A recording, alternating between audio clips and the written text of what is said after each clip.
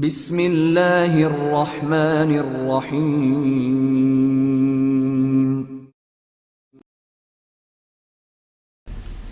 ہلاکت خیز عمران سیریز، مصنف ابن صفی۔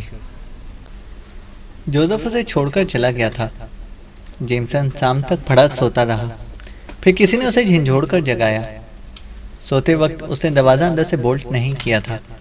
بوکھلا کر اٹھ بیٹھا۔ جگانے والا وہی زرد فام دوغلا افریقی تھا جس نے ان کی آمد پر عمارت کا دروازہ کھولا تھا۔ اس نے کہیں چلنے کا اشارہ کیا اور جیمسن ہڑبڑا کر بستر سے کود پڑا۔ زرد فام اسے ایک بڑے کمرے میں لے کر آیا جہاں کھجور کی چٹائی کا فرش تھا اور 15-20 سیاہ فام آدمی بیٹھے قہوہ پی رہے تھے۔ زرد فام نے اسے بھی ایک طرف بیٹھ جانے کا اشارہ کیا، پھر تھوڑی دیر بعد اس کے سامنے بھی قہوہ کی پیالی رکھ دی گئی۔ زرد فام تو اسے وہاں چھوڑ کر پہلے ہی جا چکا تھا، اور اس دوران میں جیمسن نے اندازہ لگایا تھا کہ وہاں موجود سارے ہی افریقی گونگے ہیں۔ وہ سب اشاروں میں ایک دوسرے سے باتیں کر رہے تھے، کبھی کبھی جیمسن کو بھی گھورنے لگتے۔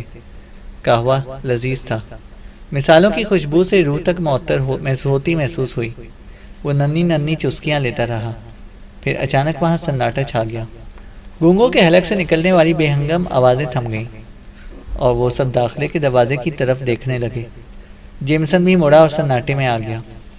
بے حد حسین چہرہ تھا، آنکھیں تو قیامت تھی، ہونٹوں کی بناوٹ پر مسلسل مسکراہٹ کا دھوکہ ہوتا تھا۔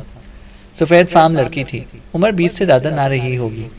وہ اٹھلاتی ہوئی چال کے ساتھ جیمسن کے قریب پہنچی تھی اور اسے شرارت آمیز نظروں سے دیکھتی جا رہی تھی۔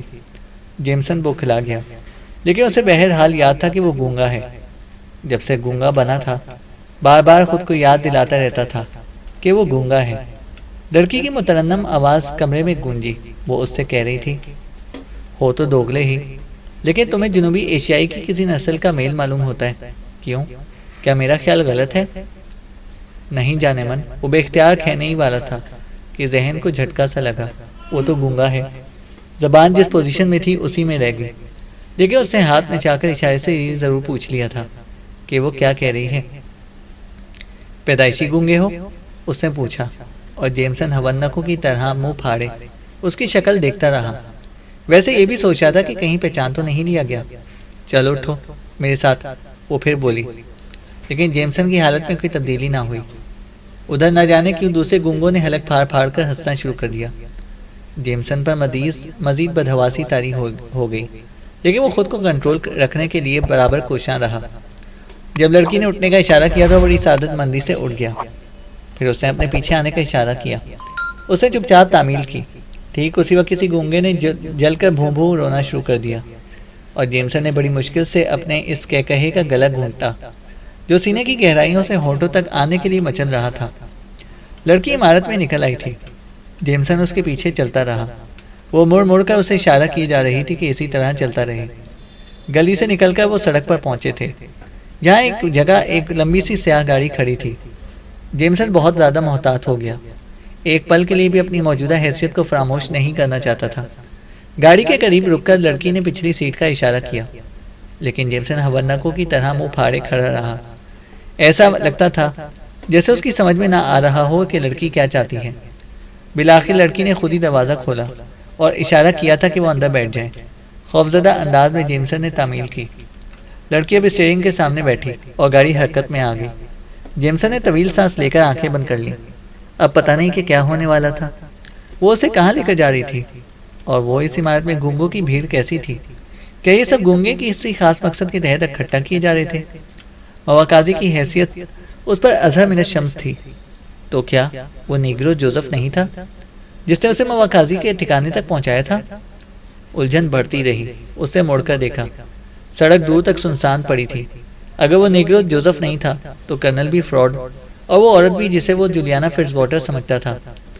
دفتن گاڑی جدید طرز کی ایک عمارت کی کمپاؤنڈ میں داخل ہوئی اور رک گئی۔ لڑکی نے مڑ کر اسے نیچے اترنے کا اشارہ کیا، لیکن وہ بے بسی سے اس کی طرف دیکھتا رہا۔ یہ تاثر دینا چاہتا تھا کہ اسے دروازہ کھولنا نہیں آتا۔ لڑکی برا سا منہ بنا کر خود اٹھی اور اس کے لیے دروازہ کھول دیا۔ پھر وہ اسے عمارت کے اندر لے کر آئی۔ یہ اسپتال تھا۔ جیمسن کے کان کھڑے ہوئے۔ کیا اس کا طبی معائنہ کیا جائے گا؟ اگر ایسا ہوا تو پول کھل جائے گا، کیونکہ کم از کم قمیض تو اتارنی ہی پڑے گی۔ اور ادھر اس کالے میک اپ کا یہ حال تھا کہ صرف وہی حصے رنگ کیے گئے تھے جو لباس سے باہر تھے، بقیہ جسم کی رنگت میں کوئی تبدیلی نہیں ہوئی تھی۔ اتنے میں اس نے لڑکی کو ایک ڈاکٹر سے گفتگو کرتے دیکھا اور کان ادھر ہی لگا دیے۔ ڈاکٹر بھی سفید فام ہی تھا۔ لڑکی اس سے کہہ رہی تھی کہ وہ جیمسن کے خون کی قسم معلوم کرنا چاہتی ہے۔ جیمسن طویل سانس لے کر رہ گیا۔ اس کے لیے صرف بازو کی آستین تک چڑھانی پڑتی، لیکن ہاتھوں پر شانوں تک پینٹ کیا گیا تھا، لہذا شاہ راز کا خطرہ نہیں تھا۔ وہ اس بینچ پر بیٹھ گیا جس پر کئی لوگ اور بھی بیٹھ گئے تھے۔ تھوڑی دیر بعد وہی سفید فام ڈاکٹر ایک بڑی سی ہائپوڈرمک سرنج ہاتھ میں لیے اس کے قریب آ کر کھڑا ہوا۔ لڑکی ساتھ تھی، لیکن جیسے اس ڈاکٹر کے سیاہ فام اسسٹنٹ نے جیمسن کا ہاتھ پکڑ کر آستین چڑھانے کی کوشش کی، وہ بری طرح چیخنے لگا۔ ایسا ہی معلوم ہوتا تھا جیسے وہ لوگ اسے ذبح کر دینے کا ارادہ رکھتے ہوں۔ گونگا ہے بیچارہ، ڈر رہا ہے، لڑکی نے ڈاکٹر سے کہا۔ ڈاکٹر اپنے اسسٹنٹ سے بولا، کسی اور کو بھی لاؤ، تم تنہائی سے قابو میں نہیں کر سکو گے۔ کسی نہ کسی طرح خون کی مطلوبہ مقدار سرنج میں کھینچ لی گئی اور جیمسن سہمے ہوئے بچوں کی طرح سسکیاں لیتا رہا۔ لڑکی سے ذرا برابر بھی متاثر نظر نہیں آ رہی تھی۔ ایسا لگتا تھا جیسے یہ اس کے لیے کوئی نئی بات نہ ہو۔ رپورٹ اس پتے پر چاہیے، اس نے اپنے پرس سے ایک کارڈ نکال کر ڈاکٹر کی طرف بڑھاتے ہوئے کہا، اور چند کرنسی نوٹ بھی اس کے ہاتھ میں رکھ دیے۔ پھر اس نے جیمسن کا بازو پکڑ کر بینچ سے اٹھایا اور باہر چلنے کا اشارہ کیا۔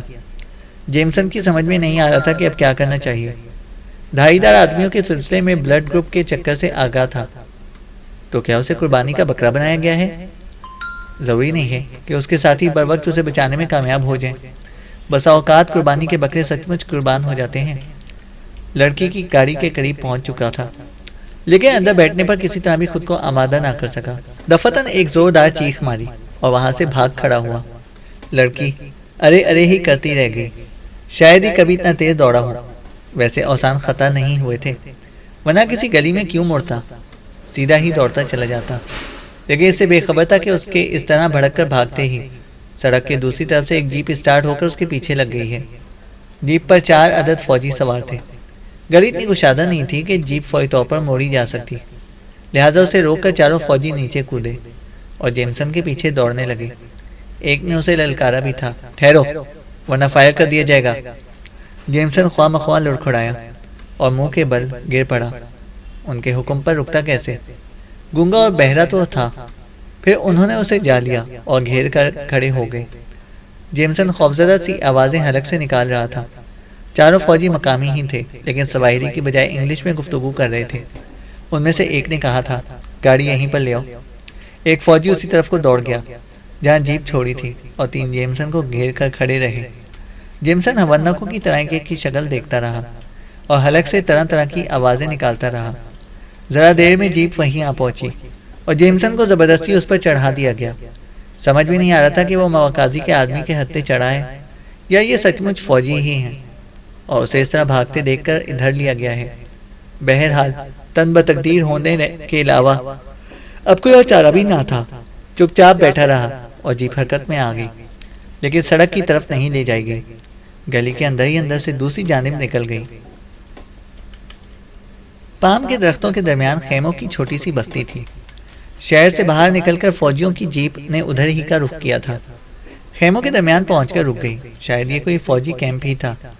ڈرائیو کرنے والے فوجی نے جیمسن سے کہا، نیچے اترو، لیکن جیمسن احمقوں کی طرح منہ پھاڑے بیٹھا رہا۔ فوجی ہنس کر بولا، نہ تم گونگے ہو اور نہ ہی بہرے، کھیل ختم ہو گیا۔ لیکن جیمسن نے اپنی حالت میں کسی قسم کی تبدیلی نہ ہونے دی۔ اتنے میں دوسرے فوجی نے کہا، وقت ضائع نہ کرو، کرنل کو مطلع کرو۔ ٹھیک ہے، ڈرائیور نے کہا اور جیب سے اتر کر ایک خیمے میں چلا گیا۔ جیمسن جس طرح بیٹھا تھا اسی طرح بیٹھا رہا۔ ایک گونگے اور بہرے آدمی کی بہترین اداکاری کر رہا تھا۔ ساتھ یہ بھی سوچ رہا تھا کہ اگر انہی لوگوں کے ہتھے چڑھا ہے تو وہ زیادہ سے زیادہ بھاگ نکلنے کے فعل کو خوفزدگی پر محمول کریں گے، لیکن اگر اس سے کوئی غلطی سرزد ہو گئی تو گردن بے طریق کٹ جائے گی۔ تھوڑی دیر بعد اسے خیمے سے برآمد ہونے والے ایک مرد کو دیکھ کر دفتن اس کی بانچھیں کھل گئیں۔ یہ کرنل ڈونا بونارڈ تھا۔ سیاہ فام فوجی اس کے پیچھے نظر آیا۔ اب اتر بھی آئی جناب، کرنل نے اردو میں کہا، اور جیمسن نے بیٹھے بیٹھے ہی چھلانگ لگا دی۔ تم اگر اس طرح نہ بھاگتے تب بھی کسی نہ کسی طرح وہاں سے نکال لیے جاتے، کرنل نے دوبارہ خیمے کی طرف مڑتے ہوئے کہا۔ وہ آخری مرحلہ تھا۔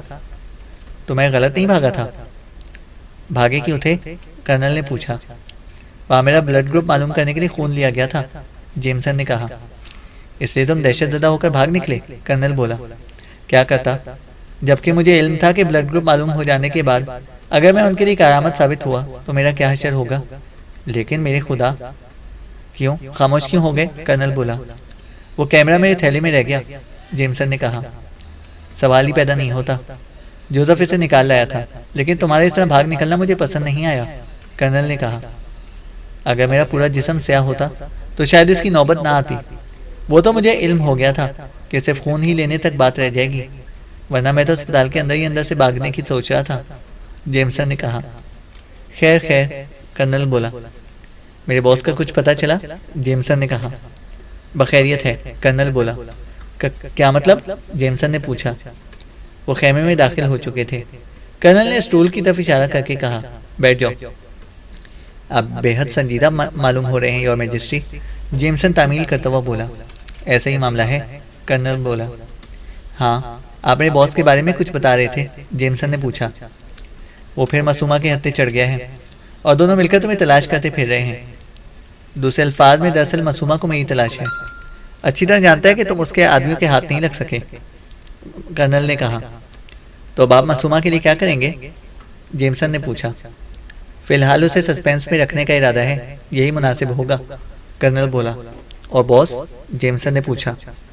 کسی کی پوزیشن میں کوئی تبدیلی نہیں ہوگی، ظفر کے لیے اب کوئی خطرہ نہیں ہے، کیونکہ میرے بارے میں کچھ بھی نہیں جانتا، بس تمہیں تلاش کرتا رہے گا، اور معصومہ اسی کے توسط سے مجھ تک پہنچنے کی کوشش کرے گا، کرنل نے کہا۔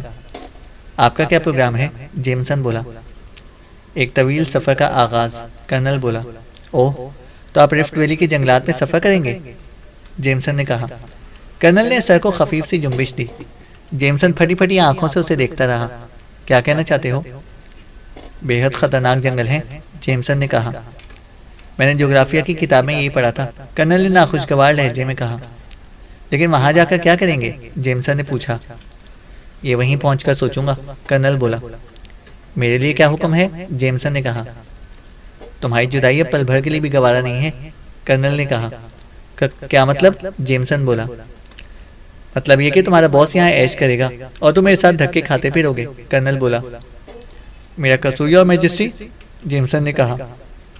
تم بہت اچھے جا رہے ہو، میں تمہیں پسند کرنے لگا ہوں، اور جسے میں پسند کرتا ہوں اس کے لیے یہی خواہش ہوتی ہے کہ قبر میں بھی ساتھ ہی لے کر جاؤں، کرنل نے کہا۔ مجھے جنگلات کا کوئی تجربہ نہیں ہے، جیمسن بولا۔ مجھے خاصا تجربہ ہے اور اتنا ہی کافی ہے، کرنل نے کہا۔ مادام جولیانا کہاں تشریف رکھتی ہیں؟ جیمسن بولا۔ وہ یہیں رہے گی تاکہ ظفر پر نظر رکھ سکے، کرنل بولا۔ کیوں نہ میں مادام پر نظر رکھنے کی ڈیوٹی پر لگا دیا جاؤں، جیمسن نے کہا۔ اس کے لیے کوئی خطرہ نہیں ہے، آخر مجھ میں کون سے سرخ آپ کے پر لگے ہوئے ہیں، جیمسن بولا۔ فضول باتیں چھوڑو، اندازاً اس عمارت میں اور کتنے گونگے رہے ہوں گے، کرنل نے پوچھا۔ 25 30، جیمسن بولا۔ کرنل سر ہلا کر رہ گیا۔ جیمسن تھوڑی دیر خاموش رہ کر بولا، کیا وہ گونگے ہی دھائی دار آدمیوں میں تبدیل کر دیے جائیں گے؟ میرا یہی خیال ہے، کرنل نے کہا۔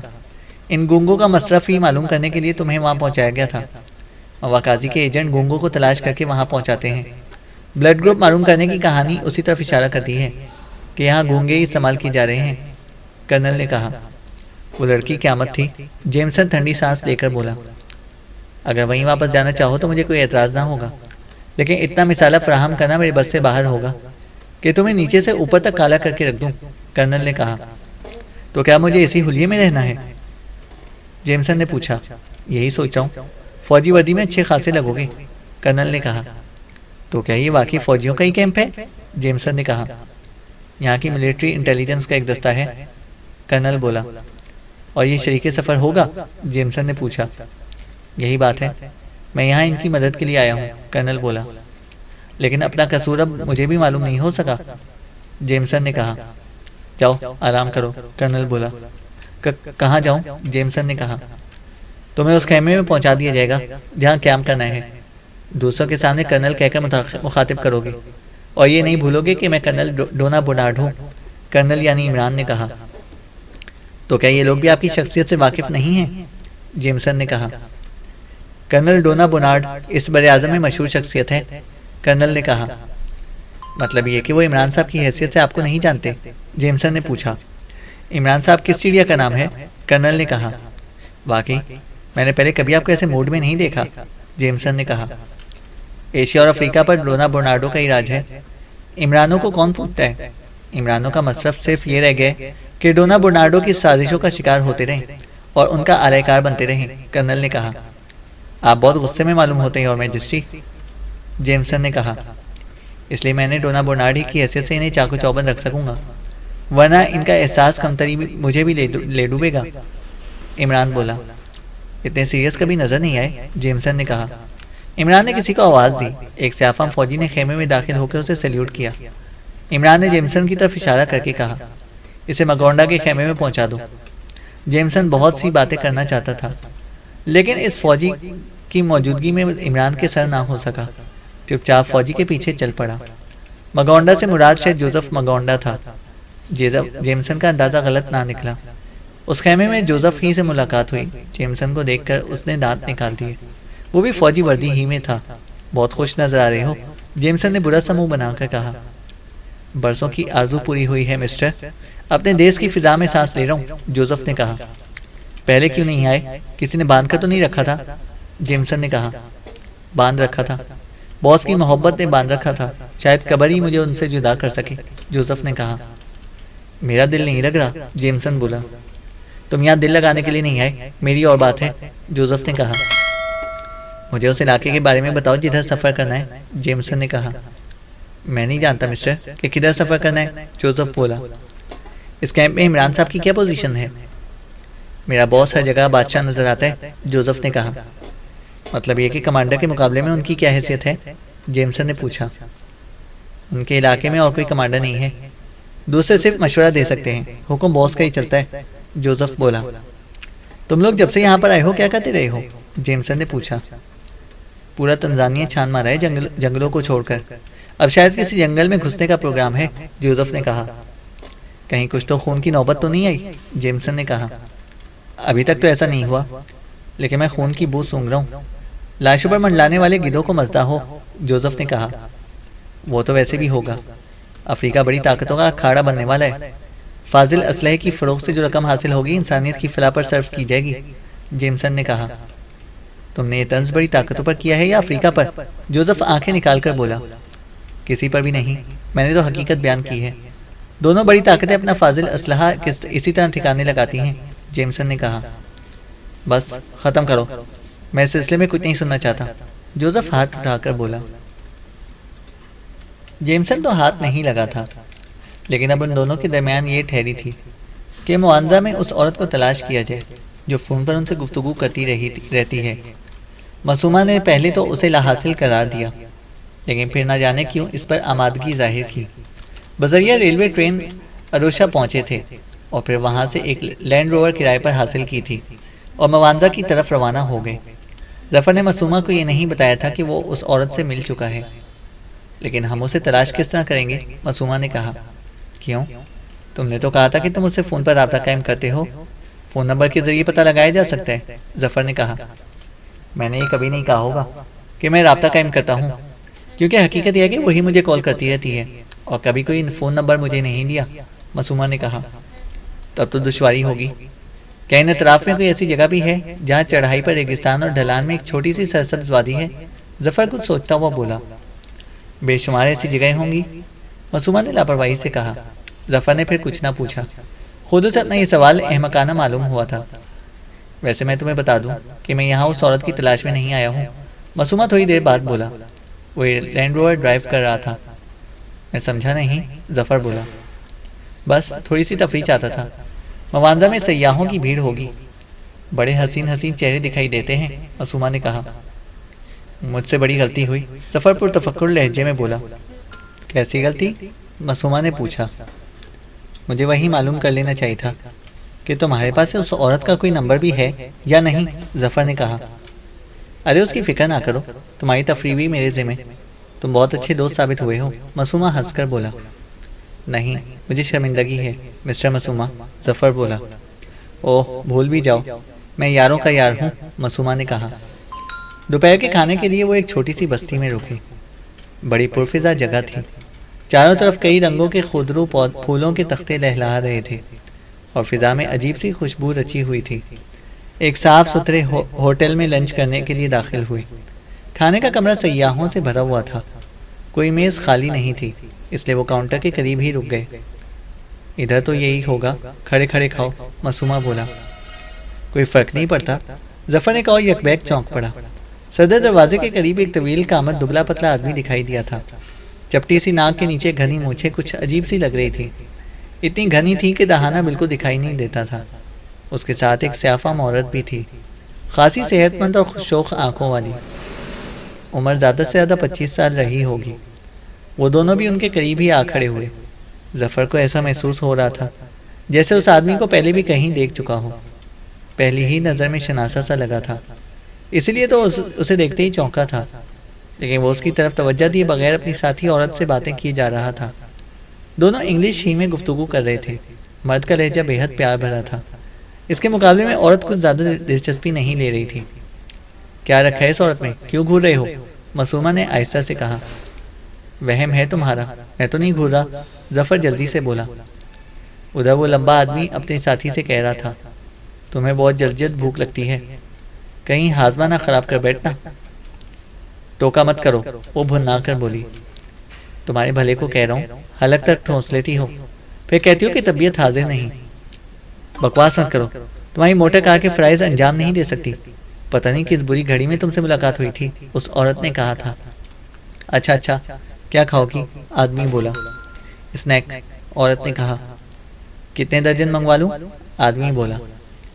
پھر تم نے میری خوش خوراکی پر طنز کیا، عورت نے کہا. معصومہ کی طلب کی ہوئی اشیاء آ گئی تھیں. انہوں نے کاؤنٹر ہی پر کھانا شروع کر دیا تھا اور معصومہ بھی بڑی دلچسپی سے اس جوڑے کی گفتگو سن رہا تھا. کیا خیال ہے، یہ آدمی کہاں کا باشندہ ہو سکتا ہے؟ معصومہ نے ظفر سے پوچھا. کچھ کہہ نہیں سکتا. ناک کی بناوٹ تو چینیوں جیسی ہے، لیکن مونچھیں، ان بیچاروں کو ایسی گھنی مونچھیں کہاں نصیب. میرا خیال ہے کہ ان کی گاڑی ہمارے پیچھے ہی آئی ہے، معصومہ نے کہا. میں نے تو توجہ نہیں دی، ظفر بولا. پھر سے دیکھتے ہی چونکے کیوں تھے؟ ہاں، میرا خیال ہے کہ مجھ سے اضطراری فعل سرزد ہوا تھا. لیکن کیوں؟ ظفر نے کہا. یہی میں بھی اتنی دیر سے سوچ رہا ہوں. بڑی عجیب بات ہے، معصومہ سر ہلا کر بولا. ایسے فعال اسی صورت میں سرزد ہوتے ہیں جب کوئی غیر متوقع بات سامنے آ جائے. کچھ کہہ نہیں سکتا، ظفر پرتفکر لہجے میں بولا. نہ جانے کیوں ایسا محسوس ہو رہا ہے جیسے سے پہلے بھی کہیں دیکھ چکا ہوں. گویا تم یہ کہنا چاہتے ہو کہ شناسا سا لگ رہا ہے، معصومہ نے کہا. میرا خیال ہے کوئی ایسی بات ضرور ہے کہ جس میں شناسائی کی جھلک ملتی ہے، لیکن یقینی طور پر کچھ نہیں کہہ سکتا، ظفر بولا. کہیں یہ ہمارا تعاقب تو نہیں کر رہا، معصومہ نے کہا. خدا جانے، ظفر بولا. ابھی معلوم ہو جائے گا، معصومہ نے کہا. کھانے کا حساب بے باک کر کے وہ باہر نکلے. سفر پھر شروع ہو گیا. تھوڑی دیر بعد معصومہ نے عقب نما آئینے پر نظر ڈالتے ہوئے کہا.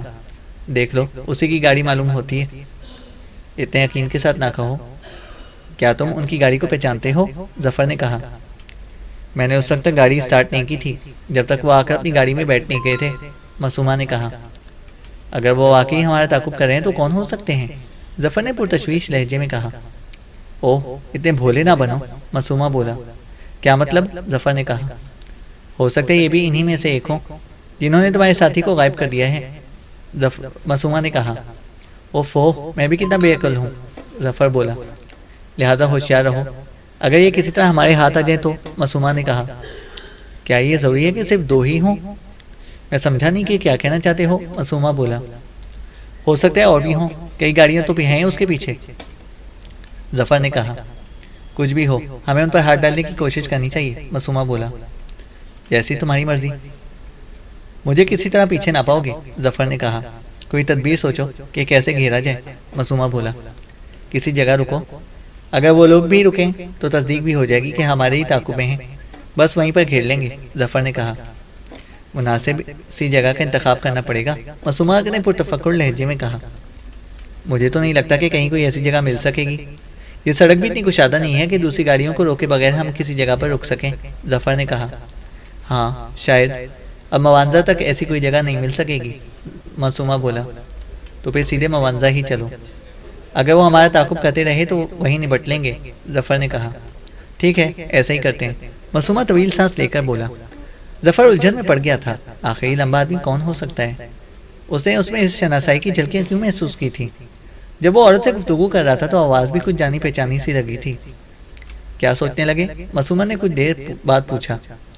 الجھن میں ہوں، آخری آدمی کسی قدر جانا پہچانا سا کیوں لگ رہا ہے، جبکہ میں نہیں جانتا کہ کن لوگوں کے ہاتھوں ستایا گیا ہوں۔ ظفر طویل سانس لے کر بولا۔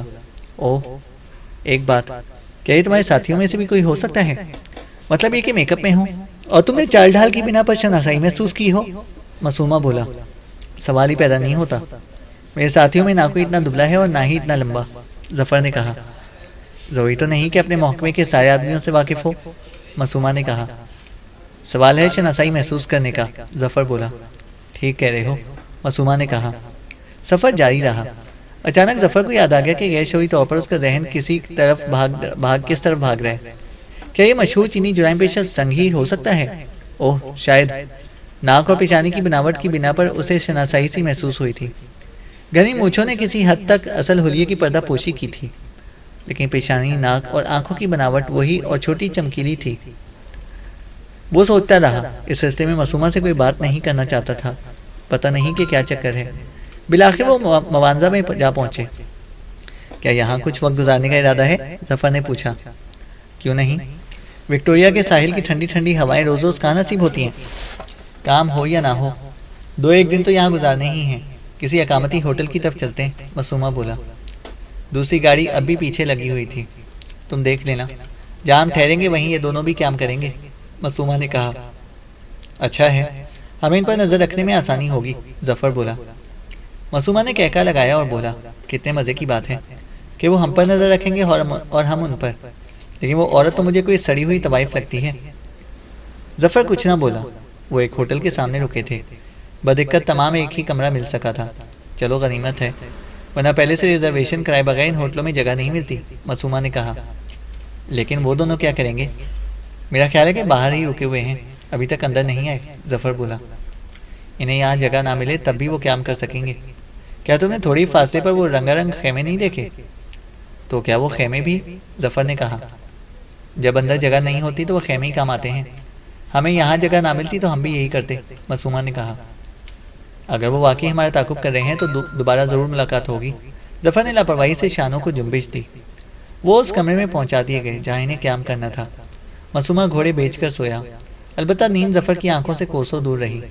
کبھی جیمسن کا خیال آتا اور کبھی اس لمبے آدمی کا جس میں اس نے سنگ ہی کی جھلکیاں پائی تھیں۔ کیا وہ محض اتفاق تھا یا وہ سچ مچ ان دونوں کا تعاقب کر رہا تھا؟ تو پھر مقصد کیا یہ انہی لوگوں کا چکر ہے؟ لیکن یہاں تنزانیہ میں اگر وہ لوگ کچھ کر رہے تھے تو اس سے X2 کو کیا سروکار؟ اس نے ابھی تک مسومہ سے اپنے شبہ کا اظہار نہیں کیا تھا۔ وجہ اس کے علاوہ اور کچھ بھی نہیں تھی کہ وہ ابھی تک اس کی طرف سے مطمئن نہیں ہوا تھا۔ شام ہوئی، اس نے لباس تبدیل کیا اور مسومہ کو سوتا چھوڑ کر باہر نکل گیا۔ یہاں تو شام ہوتے ہی خاصی سردی ہو گئی تھی۔ دارالسلام میں گرمی تھی۔ ایک سایہ دار درخت کے نیچے لمبے آدمی کی گاڑی کھڑی نظر آئی اور وہ دونوں گاڑی ہی میں موجود تھے۔ مسومہ کے خیال کے مطابق شاید انہوں نے کوئی خیمہ حاصل کرنے کی کوشش نہیں کی تھی۔ اس سے تو یہ ظاہر ہوتا تھا کہ وہ قیام کرنے کا ارادہ نہیں رکھتے۔ ظفر ان کی طرف سے انجان بن کر ٹہلنے کے انداز میں ان کی جانب جا نکلا۔ گاڑی کے قریب سے گزر رہا تھا کہ اسے بہت ہی صاف ستھری اردو میں مخاطب کیا گیا۔ ظفر ایک جھٹکے کے ساتھ رک گیا۔ لمبا آدمی گاڑی سے نکلتا ہوا بولا، ایسی بھی کیا جلدی ہے؟ ذرا رکیے۔ جی فرمائیے، ظفر بولا۔ تکلفات برطرف، وہ اس کے قریب پہنچ کر شانے پر ہاتھ رکھتا ہوا بولا، مجھے یقین ہے کہ تم نے مجھے پہچان لیا ہوگا، مونچھوں سے کیا ہوتا ہے؟ نہیں تو میں نے آپ کو نہیں پہچانا۔ پہلے ہم کہاں ملے تھے؟ ظفر نے کہا۔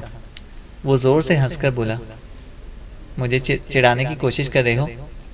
حالانکہ تمہارا گرو بھی مجھے چچا کہتا ہے، وہ بندہ بولا۔ مجھے بے حد افسوس ہے کہ اس حوالے کے باوجود بھی میں آپ کو نہیں پہچان سکا، ظفر نے کہا۔ کیا تم نوابزادہ ظفر الملک نہیں ہو؟ اس نے کہا۔ درست فرمایا، یہی میرا نام ہے، ظفر بولا۔ عمران کے لیے کام کرتے ہو نا؟ وہ میرے دوست ہیں، ان کے لیے کام نہیں کرتا، ظفر بولا۔ کیا تم تنہا ہو؟ وہ آدمی بولا۔ فی الحال تنہا ہی سمجھیے، میرا ساتھی اچانک غائب ہو گیا، ظفر نے کہا۔ جیمسن کی بات کر رہے ہو؟ وہ بولا۔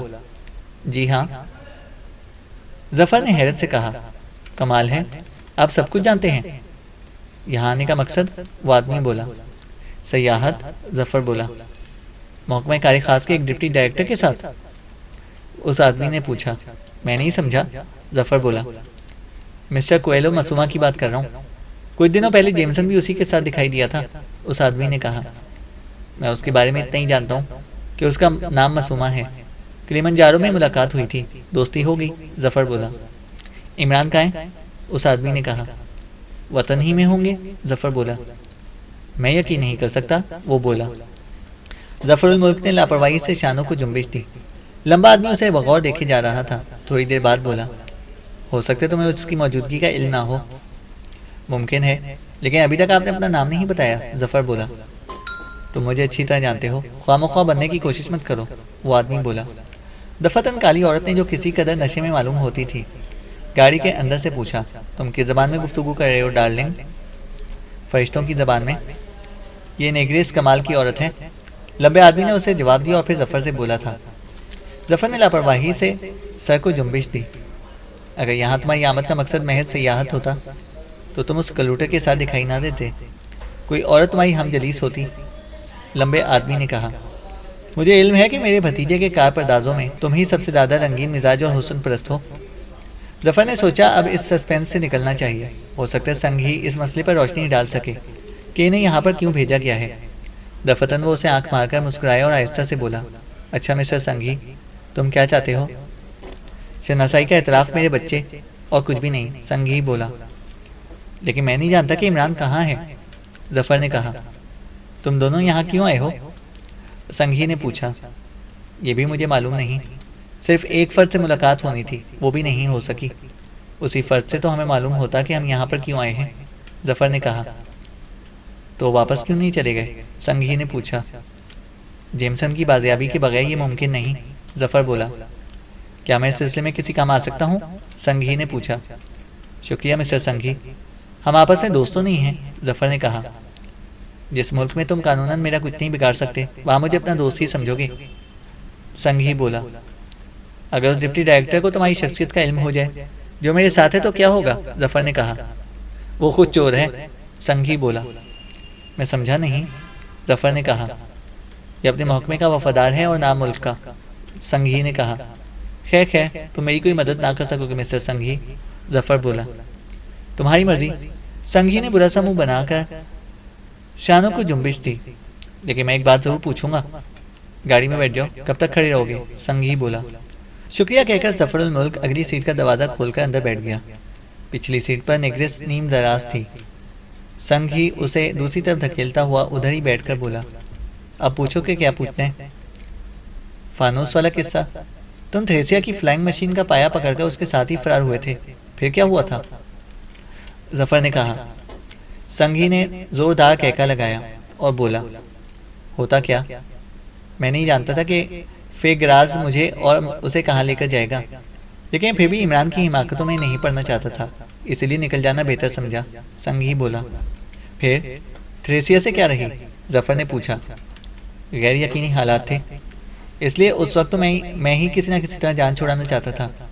فیگراز کا پایا تھام کر کسی لمبے سفر کا سوال ہی پیدا نہیں ہو سکتا تھا، لہذا وہ جیسے ہی ایک عمارت سے گزرا میں نے پایا چھوڑ دیا، سنگھی بولا۔ خاصی چوٹیں آئی ہوں گی، ظفر نے کہا۔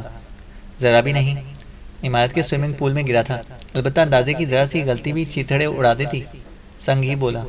سوئمنگ پول کیسے نظر آ گیا تھا؟ غالباً یہ رات کی بات تھی، ظفر بولا۔ اس کے چاروں گوشوں پر لائٹیں کھلی ہوئی تھیں، بس زندگی تھی اس لیے بچ گیا، سنگھی بولا۔ تو پھر صلح ہو گئی ہوگی تھریسیا سے، ظفر نے پوچھا۔ سوال ہی پیدا نہیں ہوتا، سنگھی بولا۔ اوہ، تو جنگ جاری ہے، ظفر بولا۔ سنگھی کچھ نہ بولا، سیٹ کے نیچے ہاتھ ڈال کر شراب کی بوتل نکالی اور اسی سے منہ لگا کر 2-3 گھونٹ لیے، پھر بوتل نیگریس کو تھماتا ہوا بولا۔ تم بیکار بیٹھی ہوئی ہو؟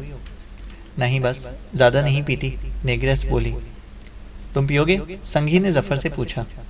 نہیں شکریہ، تم نے مجھے معصومہ کے بارے میں تشویش میں مبتلا کر دیا ہے، ظفر نے کہا۔ اس لیے کہہ رہا ہوں کہ سچی بات بتا دو ورنہ دشواری میں پڑ جاؤ گے، سنگھی بولا۔ میں نہیں جانتا تھا کہ وہ محکمہ کار خاص کا کوئی آفیسر ہے، ظفر بولا۔ پھر کیسے مل بیٹھا، سنگھی نے پوچھا۔ کلیمنجارو میں، ظفر بولا۔ اگر وہ تم سے خواہ مخواہ مل بیٹھا ہے تو میں کسی طرح بھی تسلیم نہیں کر سکتا کہ وہ تمہارے مشن سے ناواقف ہے۔ سنگھی نے کہا، تم یہ کہنا چاہتے ہو کہ وہ سرکاری طور پر میری ٹوہ میں لگا رہا ہے؟ ظفر نے کہا، سرکاری طور پر بھی اور غیر سرکاری طور پر بھی۔ میں تمہیں بتاتا ہوں کہ وہ غیر سرکاری طور پر زیرو لینڈ کا ایجنٹ ہے۔ سنگھی بولا، خدا کی پناہ، ظفر بولا، بس ہوشیار رہنا۔ اس لیے اب اور شدت سے یقین ہو گیا ہے کہ میرا ناہنجار بھتیجا یہاں ضرور موجود ہوگا۔ سنگھی بولا، مجھے تمہاری باتوں پر یقین کرنا ہی پڑے گا، ظفر نے پرتفکر لہجے میں کہا۔ کوئی خاص وجہ؟ سنگھی نے اسے اس کی آنکھوں میں دیکھتے ہوئے سوال کیا۔ بہت خاص۔ معصومہ تمہاری طرف سے چوکنا ہو گیا ہے۔ اس کا خیال ہے کہ تم عروج شاہی سے ہم دونوں کا تعاقب کر رہے ہو۔ میں تمہیں اس ہوٹل میں دیکھ کر چونکا تھا، اسے محسوس کیا اور مجھ سے زیادہ تمہارے متعلق پوچھا تھا کہ میری شناسہ تو نہیں ہو۔ ایک بات اور محسوس کی ہے میں نے، وہ جاننا چاہتا ہے کہ ہم دونوں کے علاوہ اور کون آیا ہے ہم میں سے۔ ظفر نے کہا، تم نے دیکھا؟ وہ بھی محسوس کر رہا ہے کہ کسی تیسرے کی موجودگی اور حقیقتاً وہ اسی تیسرے کے چکر میں ہے۔ سنگھی نے انگلی اٹھا کر کہا، تو پھر اب مجھے کیا کرنا چاہیے؟ ظفر بولا، اب پوچھئے تم نے قاعدے کی بات۔